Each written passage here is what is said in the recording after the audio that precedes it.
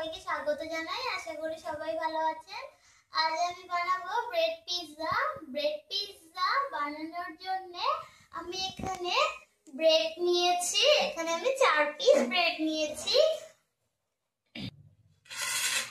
এখন আমি এখানে কিন্তু নিয়েছি ক্যাপসিকাম, টমেটো, পেঁয়াজ আর আমি 2টো কাঁচা লঙ্কা এখানে কুচি করে নিয়েছি।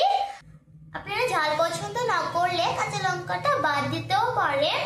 এখন আমি এখানে একটুখানি গোলমরিচ গুঁড়ো দিয়ে দিচ্ছি, স্বাদ মতো নুন,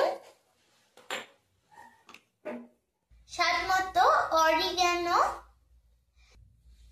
দিয়ে এখানে মেখে নেব। এখন আমি সাজিয়ে নেব পিৎজা।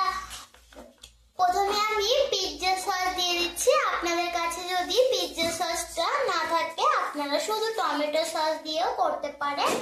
আমার কাছে ছিল যার জন্য আমি দিলাম। পিৎজা সসটাকে মেখে নিয়েছি সব ব্রেড গুলোতে। এখন আমি অল্প করে টমেটো সসও এখানে দিয়ে দিচ্ছি সবগুলো ব্রেডে। সসটাকে মেখে নিয়েছি। এখন আমি সবজিগুলো দিয়ে দিচ্ছি ওপরে।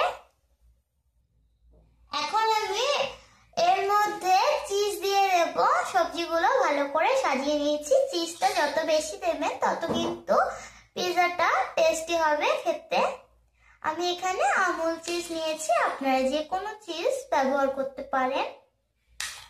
ভালো করে চিজগুলো দিয়ে নিয়েছি। এখন উপর থেকে একটু চিলি ফ্লেক্স দিয়ে দেব। আপনারা ঝাল পছন্দ না করলে চিলি ফ্লেক্সটা দেবেন না।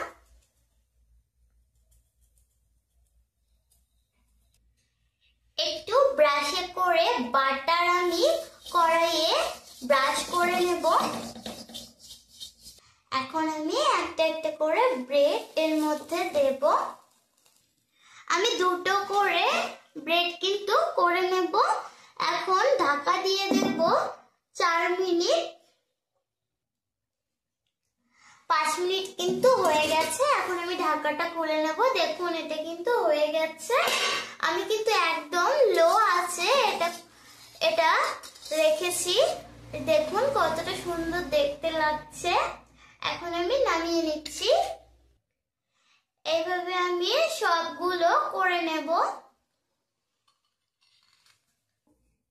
এই যে ব্রেড পাস্তাগুলো কিন্তু রেডি। দেখুন এই সহজ রেসিপিটা খুবই কিন্তু বানানো সহজ। এটা খুব তাড়াতাড়ি কিন্তু এটা বানিয়ে ফেলা যায়।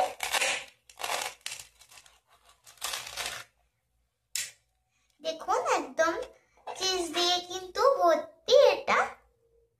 এটা কিন্তু খেতে অসম্ভব মজাদার। আমার সিম্পল রেসিপিটা যদি আপনাদের ভালো লেগে থাকে অবশ্যই একটা লাইক করে দেবেন।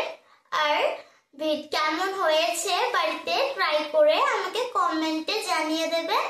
চ্যানেলে নতুন হয়ে থাকলে চ্যানেলটিকে সাবস্ক্রাইব করে দেবেন।